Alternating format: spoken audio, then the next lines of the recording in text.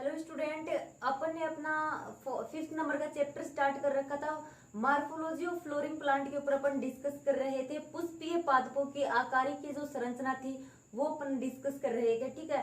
और अपने इस चैप्टर के अंदर अभी तक अपन क्या कुछ स्टडी कर चुके हैं। अपन ने जो रूट थी उसकी स्ट्रक्चर देखी थी, जड़ की स्ट्रक्चर किस प्रकार की होती है, किस प्रकार से जड़ में मॉडिफिकेशन हो जाता है, वो रूपांतरित हो जाती है और किस प्रकार से अलग अलग फंक्शन अलग अलग कार्य करती है, जैसे भोजन के संचय का एंड खनिज एवं जो पोषक पदार्थ भूमि से अपने जो रूट होती है वो अदर जो प्लांट के पार्ट होते हैं उनको पहुंचाने का कार्य करती है। इसके अलावा सारा प्रदान करने का कार्य भी करती है। एंड कुछ जो अपने प्लांट होते हैं उनमें रेस्पिरेशन में भी क्या करती है, रूट हेल्प करती है। रूट के बारे में इतना कुछ अपन ने डिस्कस किया था। उसके बाद में अपन ने डिस्कस किया था स्टेम के ऊपर, तने के बारे में अपन ने पढ़ा था कि प्रांकुर से उसका विकास होता है तने का, एंड उसके अंदर भी क्या पाया जाता है, मॉडिफिकेशन हो जाता है, रूपांतरित हो जाती है। अलग अलग प्लांट के अंदर अलग अलग प्रकार से वो रूपांतरित होती है। जिस प्रकार से रूट में मॉडिफिकेशन हुआ था, रूप रूपांतरित हुई थी अलग अलग कार्य अलग अलग फंक्शन को करने के लिए, उसी प्रकार से तने के अंदर भी क्या हो गया था, मॉडिफिकेशन हो गया था, रूपांतरित हो गया था वो भोजन का संचय के लिए या फिर सुरक्षा प्रदान करने के लिए। एंड अलग अलग फंक्शन होते हैं अपने तने के भी, वो अपन डिस्कस कर चुके थे, ठीक है। आज अपन एक नया टॉपिक स्टार्ट करेंगे अपना। क्या अपन प्लांट के जो लीव्स होती है, जो पत्तियां होती है, उनके बारे में डिस्कस करेंगे। प्लांट की पत्ती की जो स्ट्रक्चर होती है ना, उसके बारे में अपन पढ़ेंगे कि इसमें क्या कुछ होता है। तो किस पर लगी होती है अपनी लीव्स या फिर पत्तियां जो होती है प्लांट की, तने पर लगी हुई होती है, ठीक है। इसमें क्या होता है, एक गांठ जैसी स्ट्रक्चर होती है, अपना जो तना होता है वहां पर ये लगी हुई होती है। फिर वो गांठ जैसी जो संरचना होती है ना, उसके कक्ष में एक कली होती है। अपनी जो ये कक्षीय कली होती है, ये कक्षीय कली फिर बाद में शाखाओं में रूपांतरित हो जाती है। प्लांट की जो शाखाएं होती है उन शाखाओं में रूपांतरित हो जाती है। प्लांट की जो शाखाएं होती है उन शाखाओं में विकसित हो जाती है अपनी कक्षीय कली। और पत्तियां जो होती हैं, फिर ये अपनी पत्तियां परो जो होता है, तना जो होता है, उसके शीर्षस्थ मेरिस्टेम से निकलती हैं। शीर्षस्थ मेरिस्टेम मतलब अपना जो तना होता है उसके आगे का पार्ट होता है ये मेरिस्टेम, शीर्षस्थ मेरिस्टेम, अंतर्वेशी मेरिस्टेम, ये अलग अलग प्रकार के जो होते हैं, इनके बारे में अपन अलग से डिस्कस करेंगे। तो प्लांट का जो शीर्षस्थ मेरिस्टेम जो पार्ट होता है, उस शीर्षस्थ मेरिस्टेम से क्या होती है, अपनी ये पत्तियां निकलती हैं। और पत्तियां जो होती है वो अगर अभिसारी क्रम में लगी रहती है, शाखाओं पर आपने देखा होगा एक के बाद पत्तियां जो होती है वो क्रम से आगे की ओर लगती जाती है। और ये जो पत्तियां होती हैं प्लांट का बहुत ही महत्वपूर्ण अंग होते हैं। भोजन के निर्माण में सबसे ज्यादा हेल्प कौन करती हैं, अपनी पत्तियां करती हैं, ठीक है। भोजन के निर्माण में सहायक होती हैं पत्तियां। अब अगर अपन पत्ती की प्रारूपिक संरचना की अगर बात करें तो पत्ती के 3 भाग होते हैं। कौन कौन से, पर्णाधार, पर्णवृंत और स्त्रिका। सबसे पहले जो होगा वो पर्णाधार, सेकंड जो होगा पर्णवृंत और थर्ड जो होगा वो होगा स्त्रिका। ये 3 पार्ट किसके होते हैं, पत्ती के होते हैं। अगर अपन पत्ती की नॉर्मल स्ट्रक्चर की अपन बात करें तो आपने देखा होगा प्लांट पर किस प्रकार से पत्ती अपनी पाई जाती है।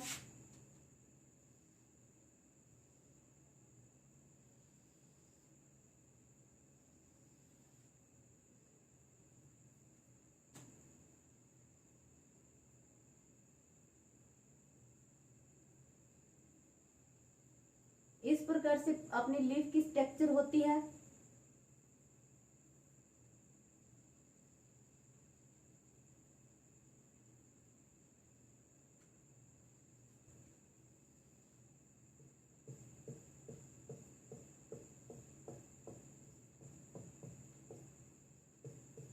एंड इसके अलग अलग पार्ट होते हैं, उनके बारे में अपन डिस्कस करेंगे। अब कहां पर क्या कुछ होता है। अब ये जो अपनी पत्ती होती है ना, इस पत्ती के आधार पर 2 छोटी छोटी पत्तियां से निकली रहती है, उनको क्या बोला जाता है, उनको अनुप्रण बोला जाता है। ये पतली सी जो स्ट्रक्चर है ये यहाँ पर निकली रहती है, इसको बोलते हैं अपन अनुप्रण, ठीक है। ये हो गया अपना अनुप्रण। ये जो वृंत आपको दिखाई दे रहा है, ये वृंत कौन सा है, ये अपना पर्णवृंत है, ठीक है। ये पत्ती जो जिस सहायता से अपने इससे जुड़ी रहती है ना, इसको अपन बोलते हैं पर्णवृंत, ठीक है। ये अपना पर्णवृंत है। और अपना जो ये आपको आगे का भाग जो दिखाई दे रहा है, ये पूरा फैला हुआ ग्रीन कलर का जो ये पार्ट होता है पत्ती का, इस पार्ट को क्या बोला जाता है, इसी पार्ट को बोला जाता है स्त्रिका, ठीक है।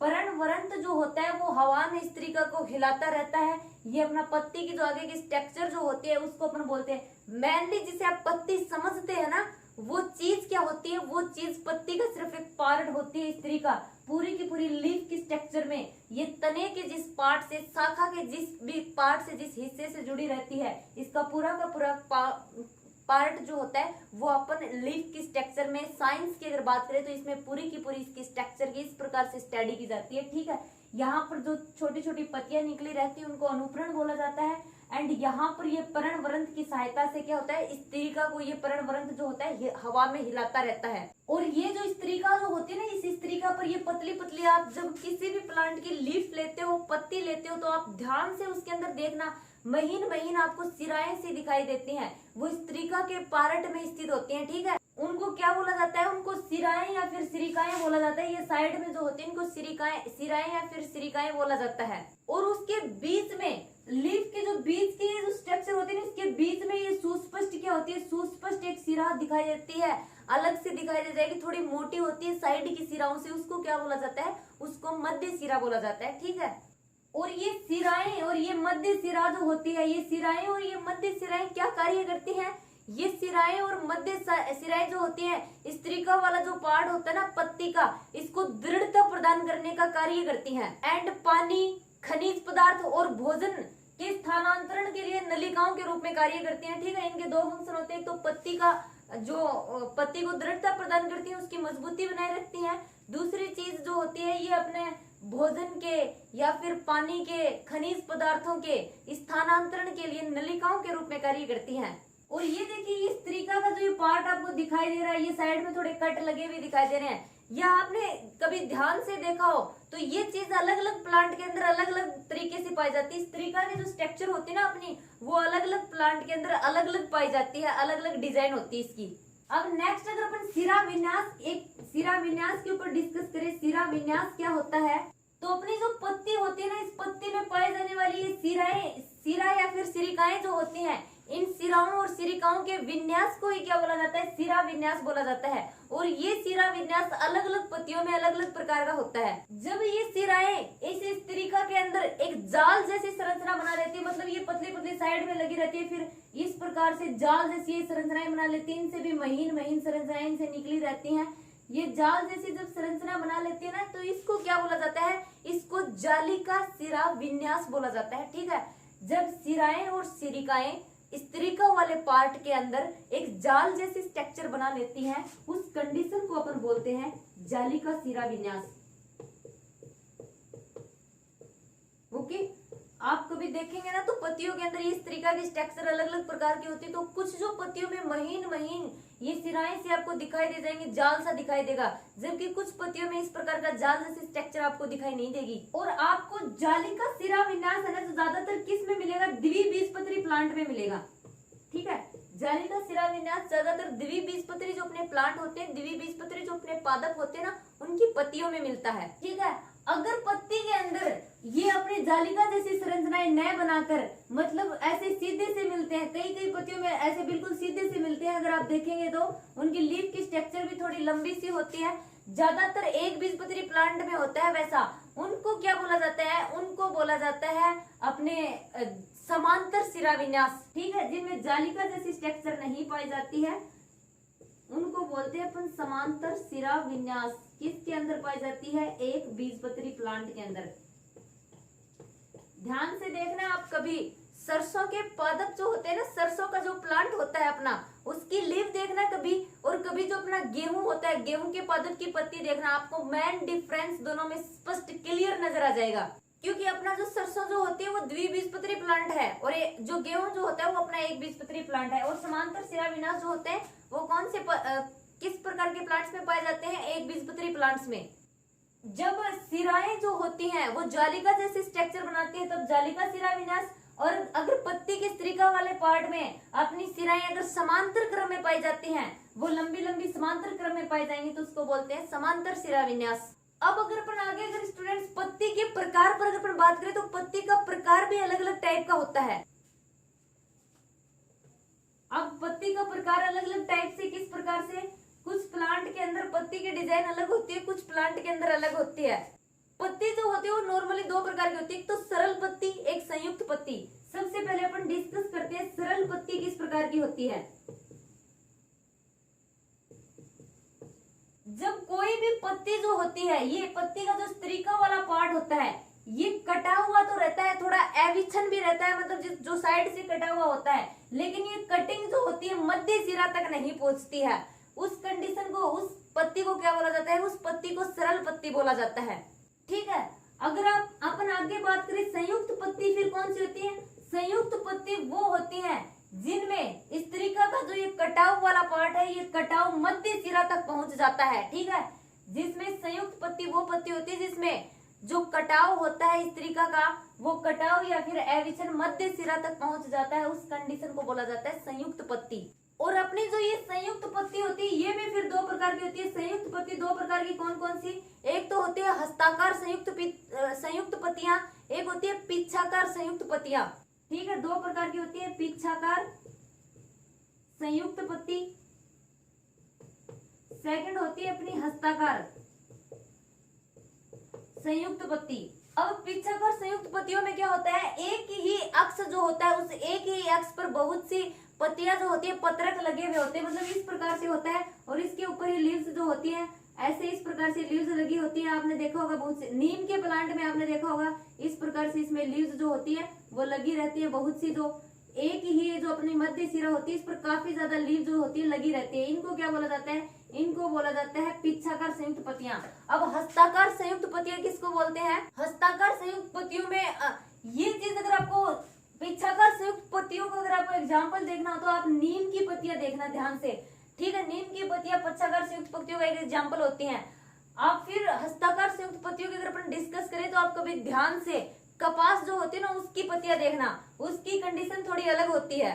पत्तियां कपास में क्या होता है, एक ही बिंदु पर क्या होते हैं पत्रक जुड़े रहते हैं। ठीक है, इस प्रकार से पत्रक जुड़े रहते हैं एक ही बिंदु से पत्तियों की, उनको क्या बोला जाता है हस्ताकार। और इसमें क्या होता है एक सिरा, मध्य सिरा जो होती है इस मध्य सिरा पर अपनी पत्तियां अलग अलग लगी होती है, जबकि इसमें एक ही बिंदु पर बहुत से पत्रक अपने लगे रहते हैं। मतलब जो पत्रक होते हैं पत्ती के वो किस पर जुड़े रहते हैं, एक ही बिंदु पर जुड़े रहते हैं, एक ही पर्णवरंत पर जुड़े रहते हैं हस्ताकार कंडीशन में। ठीक है, कपास के अंदर आपको ये जो है नॉर्मली दिखाई दे जाएगा। हस्ताकार संयुक्त पत्तियां कपास के अंदर पाई जाती हैं और पिच्छाकार संयुक्त पत्तियां जो होती है वो अपनी नीम के अंदर पाई जाती हैं। तो अगर अपन सबसे पहले अपन ने किसके बारे में डिस्कस किया था, पत्ती के मतलब नॉर्मल अपने कितने पार्ट होते हैं उसके बारे में।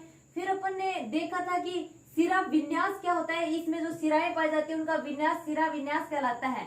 ठीक है, अब अगर अपन बात करें पर्ण विन्यास के ऊपर, पर्ण विन्यास क्या चीज होती है। तो अपना जो तना होता है प्लांट का, जो शाखा होती है प्लांट की, उस शाखाओं पर पत्तियों के लगने का जो विन्यास होता है वो ही क्या कहलाता है, पर्ण विन्यास कहलाता है। ठीक है, तने के ऊपर या फिर शाखाओं के ऊपर जो अपनी पत्तियां लगी रहती है, पत्तियों के लगने का जो विन्यास होता है वही पर्ण विन्यास कहलाता है। और अपना ये पर्ण विन्यास तीन प्रकार का होता है, तीन प्रकार। सबसे पहले अगर अपन डिस्कस करें कौन सा, एकांतर पर्ण विन्यास। सेकंड अगर अपन डिस्कस करें सम्मुख पर्ण विन्यास। और थर्ड अगर अपन डिस्कस करें चक्करदार पर्ण विन्यास। ठीक है, तीन प्रकार का पर्ण विन्यास होता है, मतलब तीन प्रकार से पत्तियां जो होती हैं वो शाखाओं के ऊपर या फिर तने के ऊपर लगी रहती हैं। अब एकांतर पर्ण विन्यास में क्या होता है, एकांतर पर्ण विन्यास में ये होता है कि एक जो तने के ऊपर जो एक गांठ होती है उसके ऊपर अपनी एक ही पत्ती लगी होती है। अब यहाँ पर अपनी एक पत्ती लग गई, अब आगे यहाँ पर अगर कोई गांठ पाई जाती है तो यहाँ पर अपनी नेक्स्ट पत्ती लग जाएगी। ठीक है, यहाँ पर अपनी नेक्स्ट अलग पत्ती मिलेगी। इस प्रकार एकांतर क्रम में क्या होती है, पत्तियां लगी रहती हैं। वो कंडीशन कौन सी होती है, वो होती है अपनी एकांतर पर्ण विन्यास की। ठीक है, एक गांठ जो होती है यहाँ पर, इस पर एक पत्ती लगी होती है, फिर आगे नेक्स्ट, इस प्रकार का जो क्रम पाया जाता है वो एकांतर पर्ण विन्यास होता है। और ये कंडीशन एकांतर पर्ण विन्यास के अगर अपन एग्जाम्पल देखें तो इस प्रकार की पत्तियां किस में पाई जाती हैं, गुड़हल, सूरजमुखी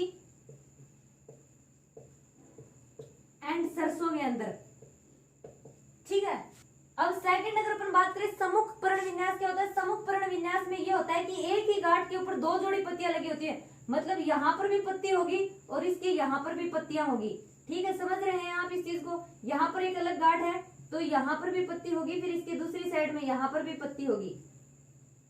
ये जो कंडीशन होती है ये कौन सी कंडीशन होती है? ये अपनी सम्मुख पर्ण विन्यास की कंडीशन होती है।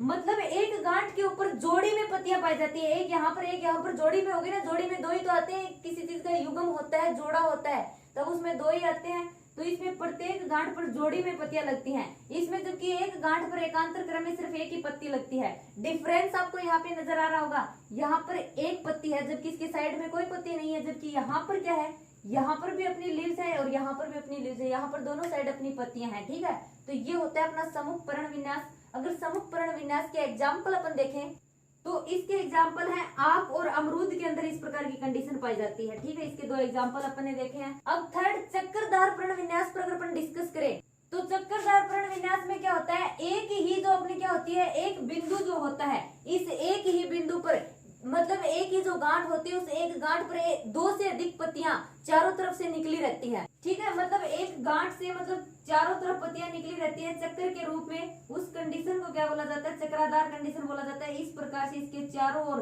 क्या निकली रहती है, लीव्स, पत्तियां निकली रहती हैं, एक चक्कर जैसी संरचना बना लेती हैं, उसको क्या बोला जाता है, उसको चक्करदार पर्ण विन्यास बोला जाता है। एकांतर क्रम में सिर्फ एक गांठ पर एक पत्ती पाई जाती है, सम्मुख पर्ण विन्यास में एक गांठ पर दो अपनी जोड़ी में पत्तियां पाई जाती हैं। ठीक है, एक इधर वाली साइड और एक इधर वाली साइड। चक्करदार विन्यास में क्या होता है, एक ही गांठ के ऊपर दो से अधिक पत्तियां पाई जाती हैं, वो चक्कर के रूप में क्या पाई जाती है, विन्यासित मिलती है, उसको बोला जाता है चक्करदार पर्ण विन्यास। एग्जाम्पल की अगर अपन बात करें, एग्जाम्पल है इसका एक एग्जाम्पल डेविल ट्री के अंदर इस प्रकार की कंडीशन पाई जाती है। ठीक है, अब ये तो हो गए स्टूडेंट पर्ण विन्यास के ऊपर डिस्कस।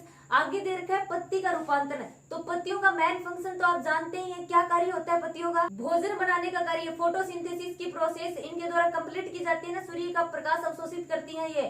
ठीक है, फिर जो इनके अंदर क्लोरोफिल प्रेजेंट होता है, CO2 जो होता है वायुमंडल से लेते हैं ये, और जो जल जो होता है वो जड़ों के द्वारा ग्रहण किया जाता है। ये सारी चीजें जब इनके पास में होती हैं तभी अपना भोजन खुद बनाते हैं, प्लांट के अंदर ये गुण पाया जाता है। ठीक है, एक तो मेन फंक्शन इनका क्या हो गया, भोजन बनाने का। इसके अलावा और क्या कार्य होते हैं इसके, कुछ जो प्लांट होते हैं, कुछ प्लांट में उनकी सुरक्षा करने के लिए ये जो होती है पत्तियां अपनी कांटों में रूपांतरित हो जाती हैं। जैसे कैक्टस का प्लांट, कैक्टस में क्या होता है, अपनी ये कांटों में रूपांतरित हो जाती है ताकि उस प्लांट की सुरक्षा कर सके।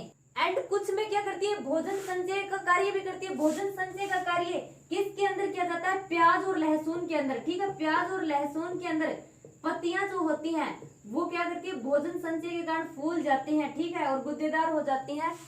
कुछ जो प्लांट होते हैं उनकी पत्तियां अलग अलग प्रकार की हो जाती हैं, कुछ में घड़े के आकार की पत्तियां पाई जाती हैं। तो कुछ पौधे जो होते हैं, कुछ पौधों की पर्णवृंत जो होती है वो रूपांतरित हो जाती है। पर्णवृंत रूपांतरित होकर क्या करती है, भोजन संचय का कार्य करती है।